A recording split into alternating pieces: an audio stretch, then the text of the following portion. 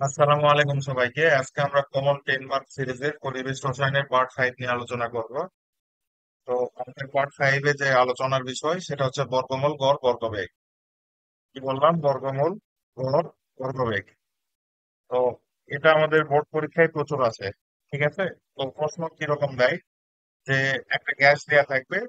এই যে এ বলছে কি, এ পাত্রের গ্যাসের বর্গমূল, গড়, বর্গবেগ বের করো। তো একটা গ্যাস দেয়া থাকবে, সেটার বর্গমূল, গড়, বর্গবেগ বের করতে হবে। তো কনসেপ্টটা কি, আমাদের যে গ্যাস আছে না, এই গ্যাসের অনেকগুলো বেগ বের করা যায়। এই গ্যাস আছে, এই গ্যাসের অনেক বেগ বের করা যায়। একটা হচ্ছে বর্গমূল, গড়, বর্গবেগ, আর একটা আছে বর্গবেগ, আর একটা আছে গড়বেগ। তো আমাদের পরীক্ষায় যেটা আসে সেটা হচ্ছে বর্গমূল, গড়, বর্গবেগ বের করা। এটাকে বলা হচ্ছে root mean square velocity. Root mean square velocity. ঠিক আছে, রুট মিন স্কোয়ার ভেলোসিটি, এটাকে বলে সিআরএমএস। কি? সিআরএমএস বলে। সিআরএমএস বেগ বের করার সূত্র হচ্ছে √3 r t divided by M. √3 r t divided by M, এটা হচ্ছে মেন সূত্র। ঠিক আছে। তো এর বাইরেও কয়েকটা সূত্র আছে, মাঝে মাঝে লাগে। √3p ডিভাইডেড বাই রো, এটাও মাঝে মাঝে লাগে। যে জায়গায় পি হচ্ছে চাপ, রো হচ্ছে ঘনত্ব, তো এই যেটাই ম্যাক্সিমাম জায়গায় লাগে। তো সেখানে আমাদের আর মানে কি? আর হচ্ছে সার্বজনীন গ্যাস ধ্রুবক, এসআই এককে 8.31 টি। আমাদের কি টেম্পারেচার, অবশ্যই ডিগ্রি সেলসিয়াসের সাথে 273 যদি যোগ করি তাহলে আমাদের কেলভিনে আসবে। আর এম হচ্ছে কি, আমাদের আণবিক ভর। ধরে নাও অক্সিজেন দিয়ে আছে, তাহলে অক্সিজেনের ক্ষেত্রে হবে কত? 32। তো যেহেতু আমরা এসআই একক ইউজ করতেছি, এসআই এককে আমাদের এই ভরটা 32, এটা গ্রামে আছে, কেজি বানাতে হবে। অর্থাৎ 10⁻³ দিয়ে যদি গুণ দেই তাহলে আমাদের কেজিতে আসবে। কেজি কিন্তু আমাদের এসআই একক। ঠিক আছে। তাহলে আমাদের দেখো তো, এ পাত্রে আমাদের এই ইনফরমেশন গুলো দেয়া আছে নাকি? আর এর ভ্যালু আমাদের মুখস্থ। টি এর ভ্যালু দেয়া আছে 20 ডিগ্রি সেলসিয়াস, কিন্তু এন এর ভ্যালু কি দেয়া আছে? আণবিক ভর। আণবিক ভর কিন্তু আমাদের দেয়া নাই। আণবিক ভর বের করে নিতে হবে। কিভাবে বের করব? আমাদের সূত্র আছে কি? আমাদের সূত্র আছে কি দেখো, পিভি ইকুয়াল এন আর টি। বা আমাদের এন এর ভ্যালু লাগবে। পিভি ইকুয়াল মূল সংখ্যা এন ইকুয়াল হয় হচ্ছে ডাব্লিউ বাই এম, অর্থাৎ ভর ভাগ আণবিক ভর। তাহলে W R T divided by M. এখান থেকে আমরা এম বের করবো। এম বের করবো কত? তাহলে দেখো W R T divided by PV. ঠিক আছে।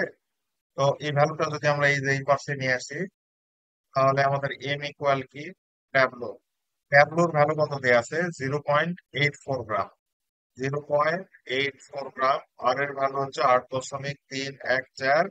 টি হচ্ছে 293। কারণ কি, 20-এর সাথে 273 যোগ করলে কত হয়? 293। প্রেশার আমাদের অ্যাটমসফিয়ারে দেয়া আছে। প্রেশারটা কিসে দেয়া আছে? অ্যাটমসফিয়ারে দেয়া আছে। আচ্ছা, এখানে একটা কাজ করলে আমাদের কোনো কিছু চেঞ্জ করতে হবে না। আমরা যদি আর এর ভ্যালুটা এসআই এককে না বসাই, এখানে লিটার অ্যাটমসফিয়ারে বসাই 0.0821, এটা হচ্ছে লিটার অ্যাটমসফিয়ারে আর এর ভ্যালু। আর নিচে আমাদের দেয়া আছে পিভি, পি তখন অ্যাটমসফিয়ারে থাকবে 0.97। আর ভিটা তখন আমাদের লিটারে আসবে। 400 মিলিলিটার মানে কত? 0.4 লিটার। তো এটা ক্যালকুলেট করলে আমাদের আসে, দেখি, 0.84 × 0.0821 ইন্টু 293 ডিভাইডেড বাই 0.97 ইন্টু 0.4। আমাদের ভর আসে 52। তাহলে আমাদের ভর আছে কত? 52। এটা গ্রামে আসলো। ঠিক আছে, কারণ সব একক আমরা লিটার অ্যাটমসফিয়ারে রাখছি। লিটার অ্যাটমসফিয়ার একক মানে কি? যে লিটার,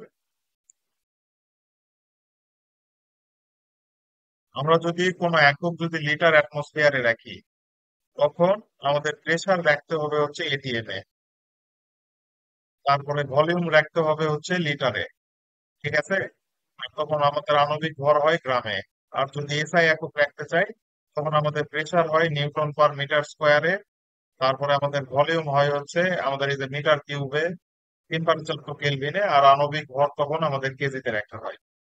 ঠিক আছে, এটাই হচ্ছে এসআই একক আর লিটার অ্যাটমসফিয়ার এককের মধ্যে পার্থক্য। এখন আমরা সব পেয়ে গেছি।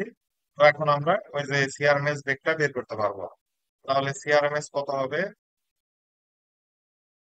√3, আর এর ভ্যালু 8.314, এসআই একক, টি হচ্ছে 293, আর এম কত 52 বের করছি, ওটা গ্রামে, তাহলে কেজিতে যদি করি 10⁻³ যেটা ক্যালকুলেট করলে আমাদের যেটা আসবে সেটাই হচ্ছে আমাদের অ্যান্সার, এবং অবশ্যই অবশ্যই একক হবে মিটার পার সেকেন্ড, যেহেতু এসআই একক। তো লেকচারটা এতটুকুই। ভিডিওটা ভালো লাগলে আমাদের কমেন্টে জানাই দিও।